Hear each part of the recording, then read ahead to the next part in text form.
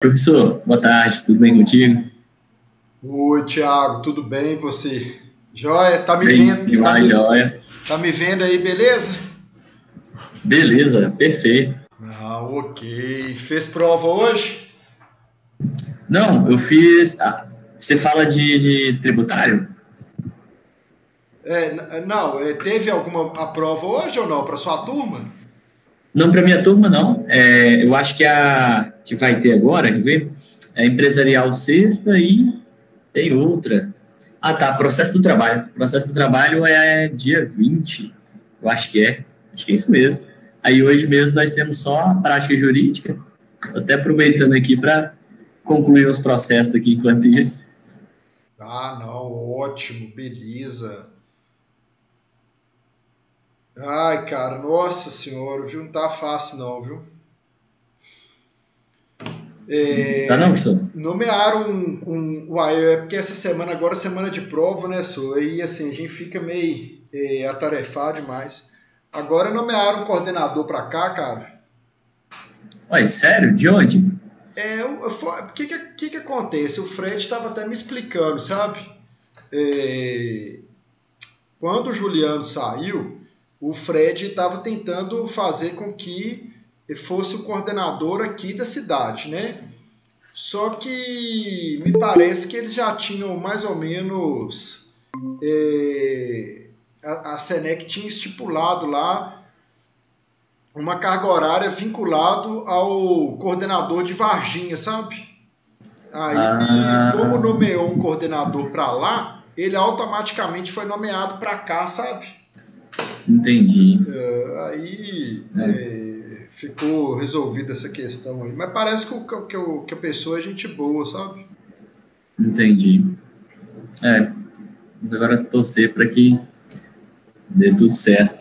São tantas mudanças, né, em pouco tempo, isso acaba cansando, fadigando um pouco, né, mas vamos ter expectativa de que vai dar Mas certo. assim, eu vejo que não é só aqui não, sabe? Assim, a Senec me parece que foi muito atingida com essa questão da pandemia, porque o Fred estava me explicando, parece que assim, a perspectiva deles é que este ano, né, seria assim, um ano muito bom, né? Eles fizeram um investimento muito alto lá no para colocar o NPJ dentro da faculdade, né, e tudo, só que aí veio a questão da pandemia e desandou bem a situação, né?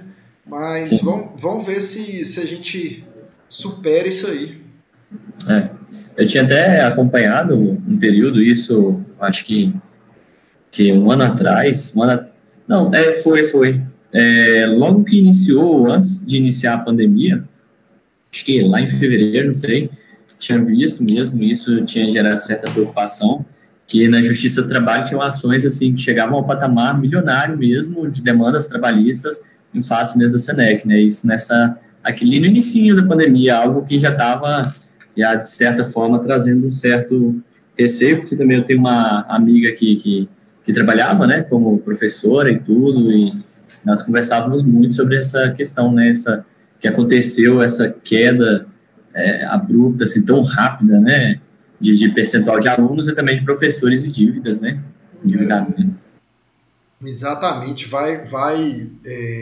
são várias questões, né, simultâneas, mas vamos ver se a gente supera aí. Ai, ai. Estou É, aqui, vamos lá, né? Agora são 16h30. Vamos dar início à aula, porque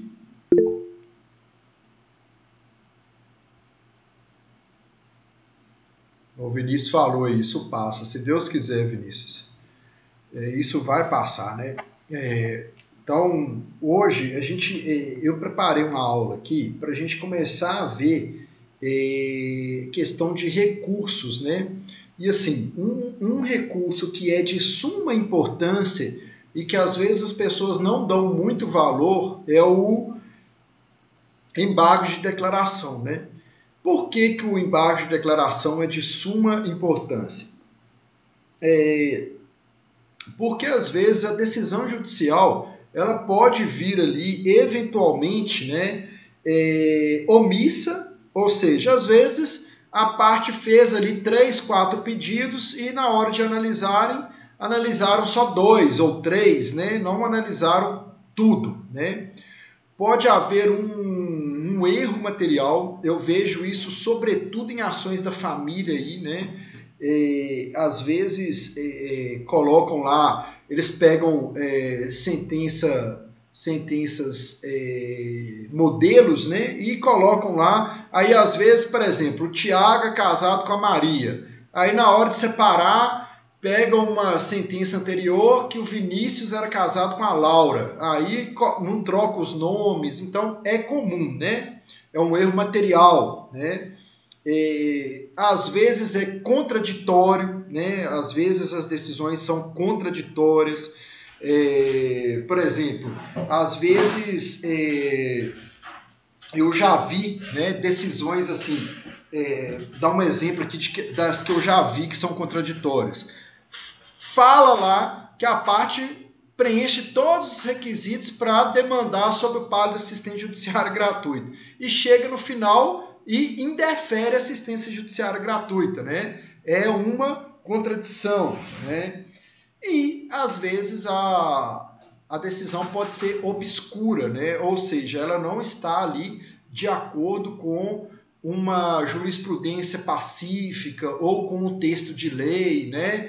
Que é aplicável ali aquele caso concreto, né? Então, a gente tem aí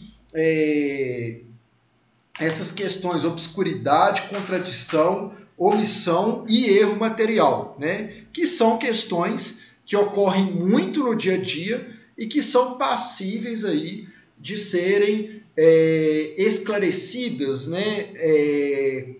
Corrigidas, digamos assim, através dos embargos de declaração. Por isso, gente, que eu sempre defendi, né, que de todos os atores, né, de todos os operadores do direito, aquele que tem maior responsabilidade é o advogado, né? Por quê? É óbvio que o juiz é uma pessoa completamente dotada de conhecimento técnico. Isso aí é indubitável, né? Só dele ser juiz, ele não chegou ali por acaso, né? Ele passou num concurso dos mais difíceis do país, né? Se não o mais difícil. Então, é claro que é uma pessoa extremamente competente, mas ele não é um super-homem. Muitas vezes, né, a gente sabe, a gente tem que entender, contextualizar a situação para o panorama brasileiro, né? É impossível que uma pessoa que tem ali sob sua responsabilidade 13 mil, às vezes 14 mil processos, né? Porque é normal, às vezes tem uma comarca do interior aí, igual eu já trabalhei em Três Marias, que era vara única, e lá tinha um acervo de aproximadamente 13 mil processos, né? Quer dizer, para um único juiz analisar tudo. É óbvio que neste contexto, né, dentro dessa situação, há questões ali que passam despercebidas, né? É impossível, né, que o trabalho tenha aquela qualidade que se espera, né? Às vezes o estagiário faz ali, o juiz assina, lê ali superficialmente, assina e acontece o erro material. Ah, mas o juiz lê superficialmente, é isso que você está querendo dizer? Infelizmente, gente, né, dentro deste contexto aqui, é impossível que ele leia tudo, né, de uma forma detalhada, né? E cabe a quem acusar, né, quem demonstrar este erro aí. Cabe ao advogado, né? O advogado tem que analisar ali e ver, se ele enxergar esse erro aí, ele tem que informar, tá? Só que eu até, assim, os embargos de declaração, eles são previstos aí, começam no artigo 1022 do atual Código de Processo Civil, né? E tem uma questão muito interessante aqui, que com essa reforma do CPC veio expressamente, né, lá no título lá que trata dos embargos de declaração, veio um artigo específico lá colocando, né, o artigo 1026. Olha o que ele fala. quando o parágrafo 2º do artigo 1026. Quando manifestamente protelatórios os embargos de declaração, o juiz ou o tribunal, né, em decisão fundamentada, condenará o embargante a pagar ao embargado multa não excedente a 2% sobre o valor atualizado da causa. Por que eles colocaram isso, gente? Porque este tipo de recurso, os embargos de declaração, ele estava sendo muito aí utilizado com essa finalidade de justamente protelar ali, porque a gente sabe que na prática, né, a pessoa interpõe ali os embargos de declaração, nada aí do jeito que está o judiciário hoje, é no mínimo aí uns 6 meses para ter uma decisão desses embargos, né? E até ser publicado e tal. Então, assim, nada, bobear, passou um ano aí, né? Então, era uma forma que as pessoas usavam para protelar, para adiar a decisão final de determinado processo, né? E, enxergando isso, aí o que acontecia? Entrava com embargo de declaração, decidia os embargos de declaração, entrava com novos embargos de declaração, então, assim, era Deus nos acuda. Aí, enxergando essa situação, o que eles fizeram? Falaram, opa, vão, né, colocar expressamente, né, no texto de lei, uma punição para estes casos, né? E, assim, eu concordo plenamente. Uma outra questão que não tinha expressa, tá? Mas já era corriqueira aí no dia a dia forense, é instaurar o contraditório nos embargos de declaração, né?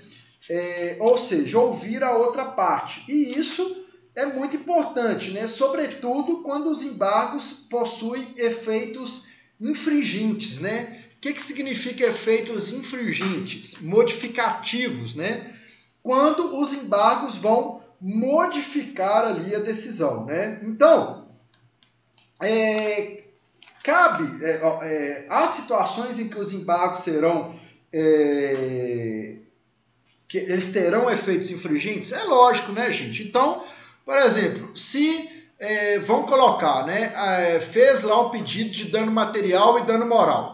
O juiz analisou ali só o dano material, não analisou o dano moral. Aí você entra lá com o pedido, você entra lá com os embargos de declaração alegando omissão pela não análise do pedido de danos morais. Vai mudar a decisão? É óbvio que vai, né? Claro que vai. Por quê? Vai ter que acrescentar ali necessariamente a análise do pedido de dano moral, seja para julgar procedente, seja para julgar improcedente. Então, nessa nova sistemática do CPC aí, essa sistemática do contraditório, né, da dialética, que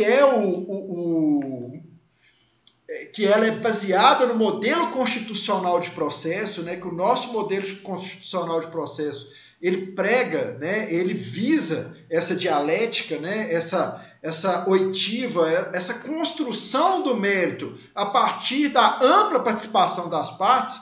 Então, é óbvio que a outra parte deve ser ouvida, né, para ela se manifestar ali. Um exemplo, há pouco tempo eu entrei com embargo de declaração num processo de uma cliente minha. O que aconteceu? Houve lá uma partilha do imóvel, da casa, né? Eles eram casados e só a minha cliente está lá no imóvel. Aí, a outra parte entrou lá com pedido de aluguel. Tá certíssimo, né? Por quê? Só a minha cliente que está usufruindo lá do bem.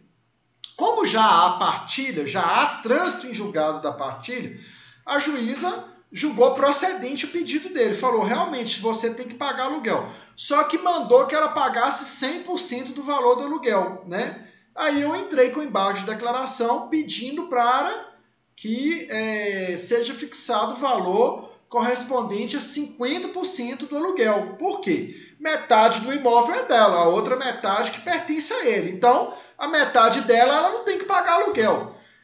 Aí o que a juíza fez?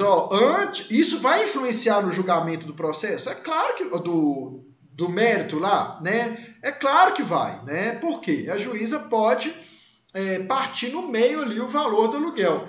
Então, o que a juíza fez? Ouça a outra parte, né, pelo prazo de 5 dias. E isso agora tem aí a previsão legal, né? Então, quer ver? Eu estou procurando aqui aonde que está. Se vocês acharem aí antes, podem falar, tá? Espera aí. É o 1023, professor. É o parágrafo 2º a 1º, negócio assim. Isso, exatamente.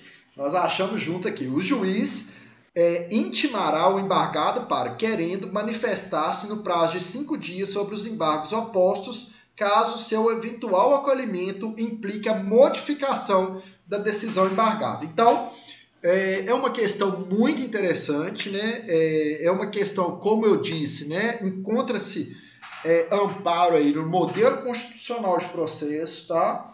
E é bem bacana. Outra questão, né, gente, que a gente tem que ter atenção aí, né, é a questão da tempestividade, né? Quando eu comecei a trabalhar como assessor, o Tiago agora, né, está trabalhando aí como assessor de tribunal, e ele vai enfrentar muitos embargos de declaração, análise de embargos de declaração. Quando eu comecei a trabalhar, a primeira questão, quando o primeiro juiz que eu comecei a trabalhar com ele, ele falou comigo assim, a primeira questão, quando você for analisar recurso, você vai analisar, a primeira questão é tempestividade, tá? Então, você vai ver se o recurso é tempestivo. Por quê? Você feita essa análise prévia aí da tempestividade, se você detectar intempestividade, você não vai ter que analisar o mérito. Então, você vai palpar um tempo, né? E os embargos de declaração, eles serão opostos no prazo de 5 dias, tá? Serão analisados aí, serão interpostos aí no prazo de 5 dias a contar da intimação da decisão. Agora, é importante mencionar aqui, gente, que o erro material, em regra, tá? Os tribunais e os juízos de primeiro grau, enfim, né? O Poder Judiciário em si, eles entendem, tá? Que o erro material ele pode ser suscitado a qualquer tempo, né? Então, às vezes, mesmo que haja ali fora do tempo, é lógico você aventar ali um erro material igual. Por exemplo, nesse exemplo que eu dei aqui no início da aula, né? O Tiago era casado com a Maria, mas na hora que foi fazer a sentença lá, colocou Vinícius e Laura.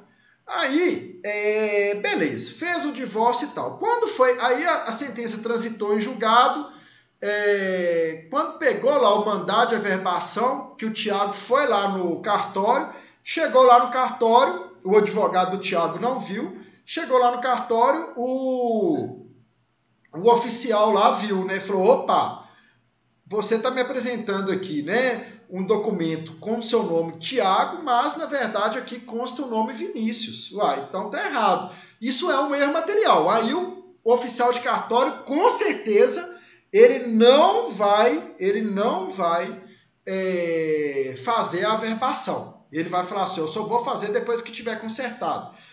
Aí, né, vai pensar assim, não, mas já transitou em julgado, não tem mais nada o que fazer. Tem sim, tá, gente? Nestes casos, igual eu falei, os tribunais, né, tribunais que eu falo aqui, primeiro e segundo grau, tá, o Poder Judiciário em si, eles têm entendimento de que nestes casos em que há erro material, pode sim haver aí o acolhimento dos embargos, mesmo que intempestivos, tá? Agora, é lógico que, né, nesse outro exemplo que eu dei aqui, né, no exemplo que eu dei aqui, que aconteceu comigo, né, que é um exemplo real, nesse exemplo lá dos aluguéis. É claro que, por isso que eu falo, gente, o advogado, ele, né, tem que dominar bem, sobretudo o processo, né? Por quê?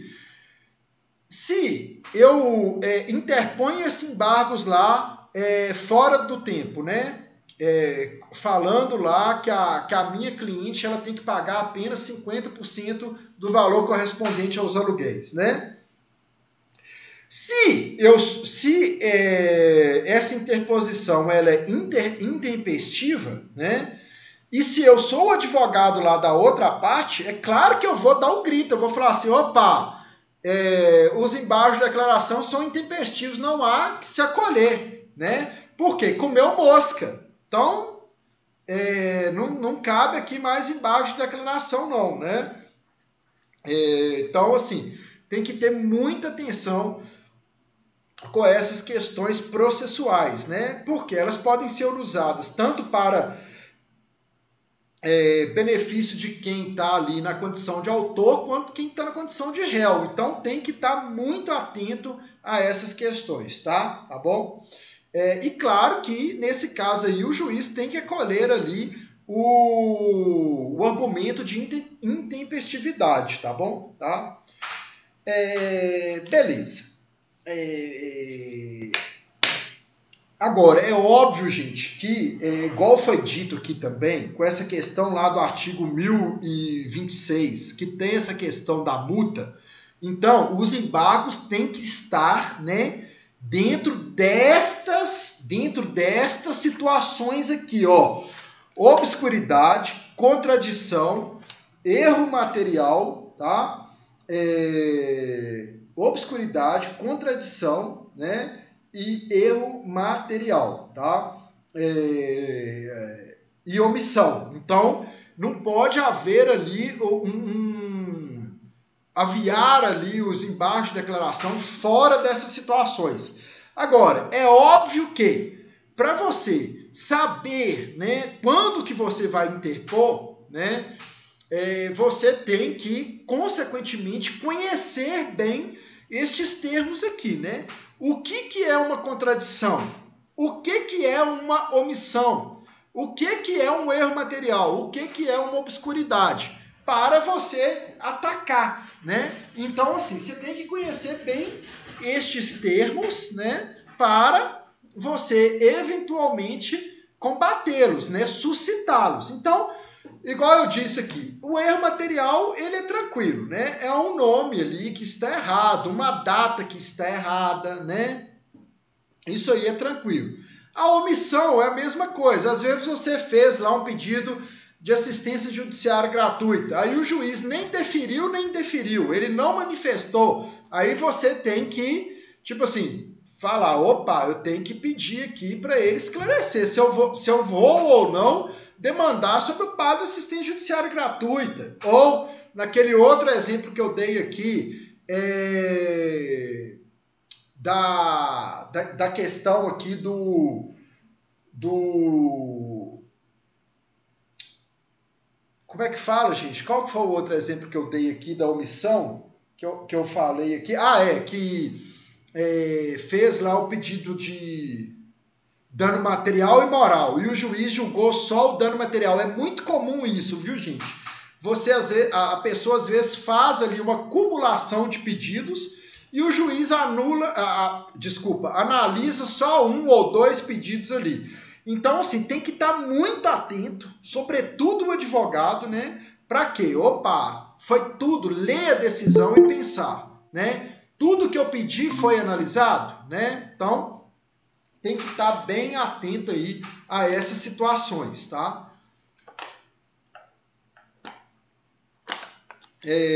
Contradição. Igual um exemplo também que eu dei aqui, que é essa questão da contradição.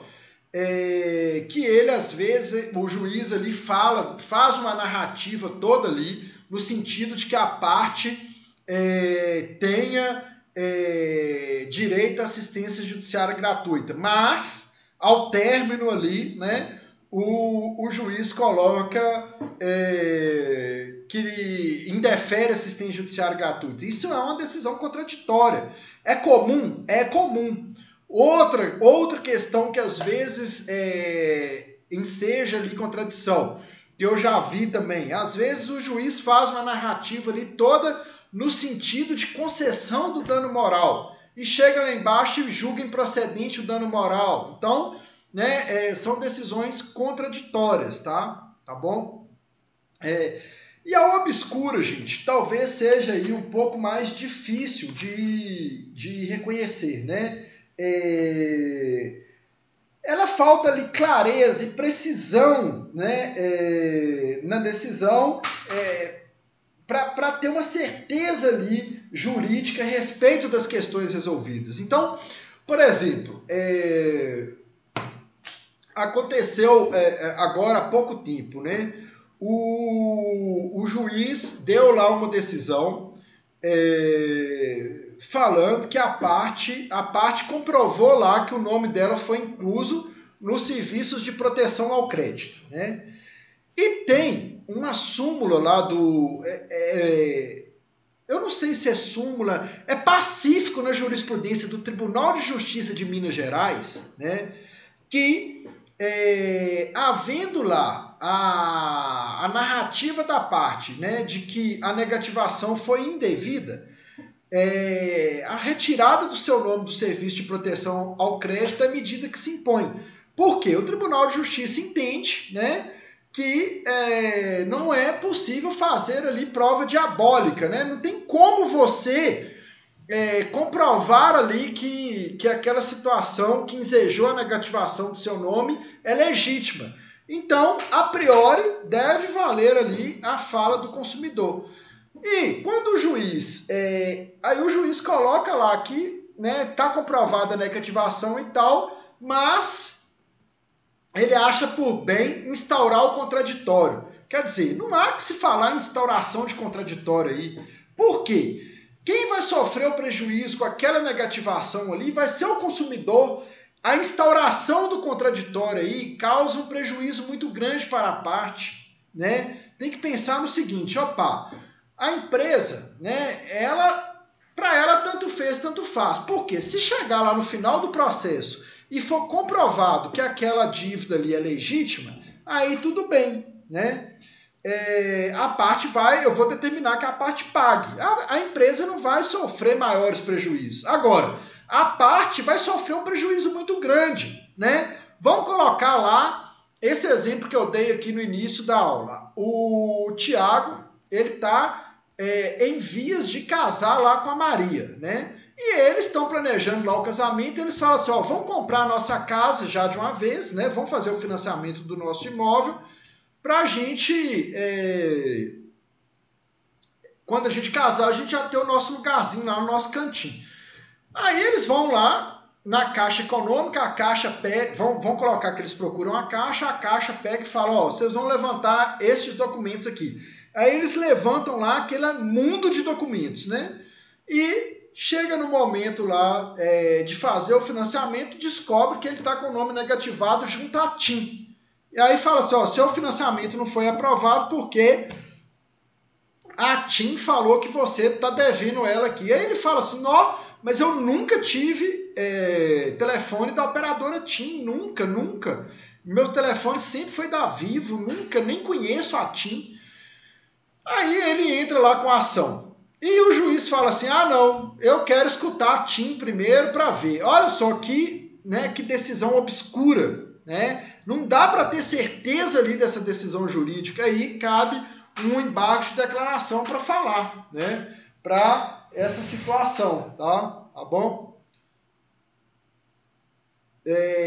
Então, gente, é nessas condições aí que a gente deve observar. Bruno, eu não sei, travou aí, Thiago, para você? Não, aqui não, professor. Aqui ficou normal.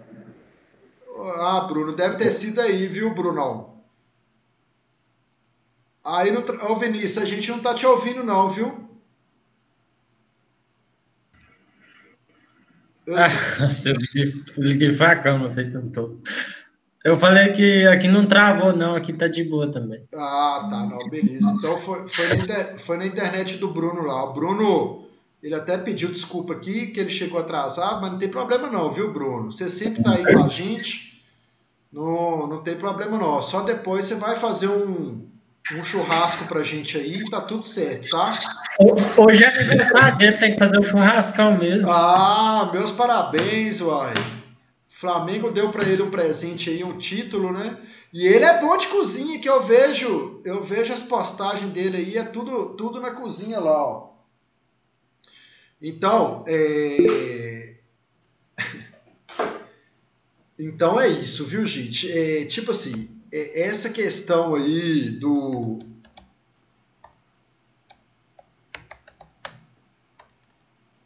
dos embarques, vocês entenderam bem, gente? Tem alguma dúvida? Quer fazer uma colocação? Então, professor, é top demais esse negócio dos embargos. Eu falei esse negócio, igual mineiro, né? Mas é muito bacana. Eu vi esses dias mesmo uma discussão sobre a contradição, né? A questão relativa, até uma questão apreciada pelo STJ, que a contradição que seja a oposição de embargos é aquela contradição interna e não a contradição externa. Quer dizer, é a contradição existente entre os próprios elementos daquela decisão, que é um exemplo entre os fundamentos e o dispositivo, né? A parte, nesse caso, ela tinha oposto embargos, suscitando que havia contradição entre duas decisões diferentes dentro do processo. Aí foi reconhecido, aí já pacificado pelo STJ que não poderia, que realmente seria mesmo a contradição passível de embargos e apenas aquela relativa à mesma decisão, a interna. Achei muito legal isso aí.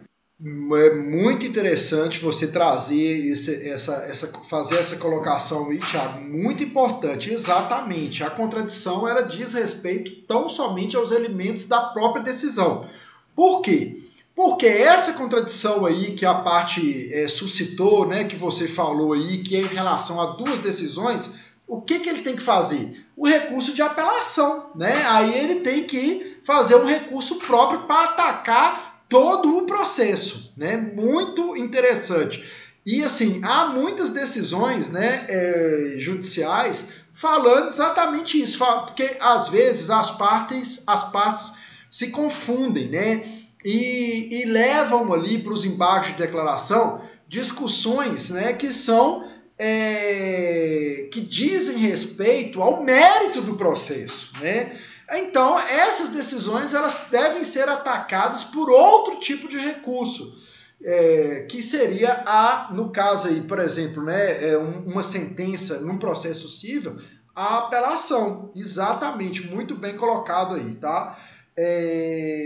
Mas assim, o que eu quero que vocês peguem aqui na essência, né, gente, é essa questão, né? Recapitulando aqui, né? Questão da tempestividade, né? A questão da omissão, contradição, obscuridade e erro material. Aí, dentro disso que o Thiago colocou aqui, né, é saber bem o que vai ser contraditório, né, para fins de interposição de embargo de declaração, o que vai ser obscuridade, o que vai ser omissão e o que vai ser aí o erro material, né, para fins de embargo. Essa questão de instaurar o contraditório, né, que isso é uma novidade, né, assim, digamos, expressa. Por quê? Que eu falo novidade, que eu estou fazendo aqui o sinal de aspas? Porque esse CPC de 2016, que já não é tão novo assim, né, ele o que ele fez? Ele tornou expresso muitas questões que já vinham sendo ali, já haviam sido né, pacificadas pelos nossos tribunais. Aí o que eles fizeram? Eles positivaram essas questões, né? Colocaram ali expressamente na lei, né? Então tem que ter em mente essa questão da necessidade de instaurar o contraditório. E uma questão aqui, gente, muito importante, que eu entrei aqui com os embargos de declaração, foi até na vara de execuções penais aqui de Unai, né? Que eu acho que é bom colocar. Porque eu entrei lá com os embargos de declaração e falaram que... Aí colocaram lá que, deixaram de acolher meus embargos porque falaram que o ato judicial que eu estava embargando não tinha caráter decisório e por isso não poderia ser atacado por intermédio de embargo de declaração.